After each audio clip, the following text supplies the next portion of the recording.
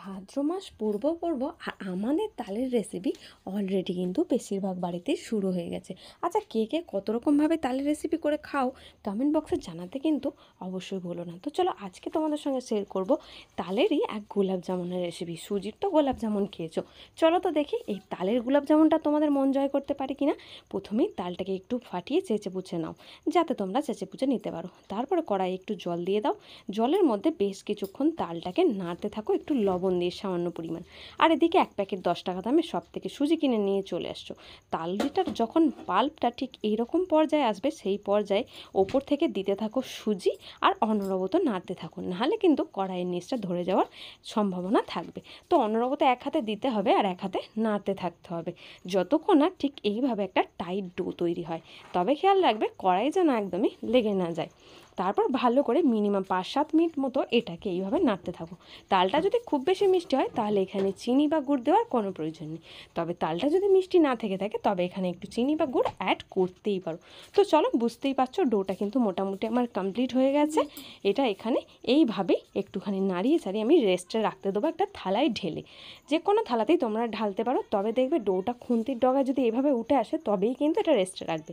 আর এদিকে একটা সিরাপ বানিয়ে নেবো। তো তার জন্য প্রথমে এখানে 1 কাপ চিনি নিয়ে নিয়েছি, তার পরিমাণে জলটাও দিয়ে দিয়েছি। যতটা চিনি নেবে তার বেশিবার পরিমাণ কিন্তু জল দেবে। তো চলো, এটা এদিকে ঠান্ডা হয়ে গেছে।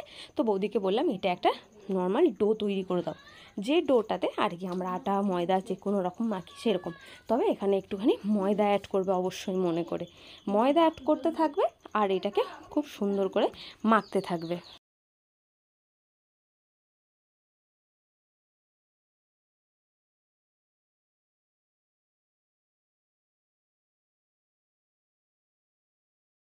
তো এদিকে তোমার দশভুজার মতো মাখাও হয়ে যাবে, ওদিকে সিরাপটাও তৈরি হয়ে যাবে। তবে সিরাপটা কীভাবে চেক করতে হয় আশা করছি তোমাদের জানাতে হবে না, তোমরা তো লোকের পিছনে লাগো। তো চ্যাট চ্যাট করে যেমন লাগতে হয় এটাও ঠিক সেইভাবেই লাগবে। তো সিরাপ আমাদের রেডি, এটাকে ঠান্ডা করতে নামিয়ে দিয়েছি। আর হাতে একটুখানি ভালো করে তেল বুলিয়ে নাও। তারপরে যেভাবে আমরা মিষ্টি গোলাপ জামুন যে কোনো কিছু গোল গোল একটা শেপ দিতে থাকি, ঠিক সেইভাবে তোমরাও সুন্দর করে একটা শেপ দিয়ে নাও। বুঝতেই পারছো ঠিক কীভাবে বৌদি শেপ দিচ্ছিলো। তো এইভাবে ভালো করে প্রত্যেকটা তৈরি করে নিয়ে কড়াইয়ে গরম তেলে ভালো করে লাল লাল করে এপিট ওপিট ভেজে নেবো। তো চলো ভেজে নাও, তারপর বাকিটা বলছি। উফ, এত তাড়া কিসের শোনার, বলবো বলবো চলো।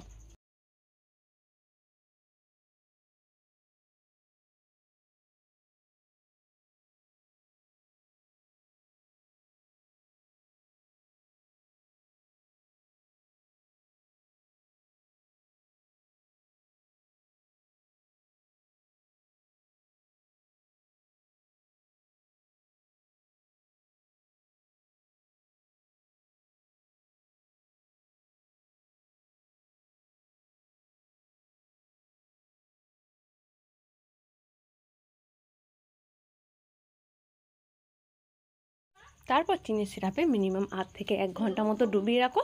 তারপর কিছুক্ষণ পর ফিরে এসে দেখা যে কতটা নরম আর কতটা সফট হয়েছে। দেখো দেখতে কতটা গর্জিয়াস লাগছে না।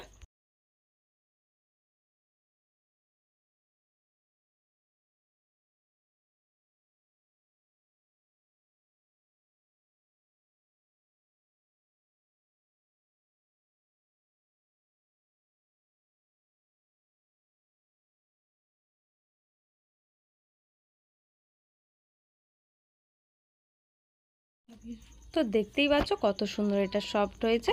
তো আমার এই রেসিপিটা কেমন লাগলো কমেন্ট করে জানাতে কিন্তু অবশ্যই ভুলো না। চ্যানেলে নতুন হয়ে থাকলে চ্যানেলটিকে প্লিজ সবাই সাবস্ক্রাইব করে দাও।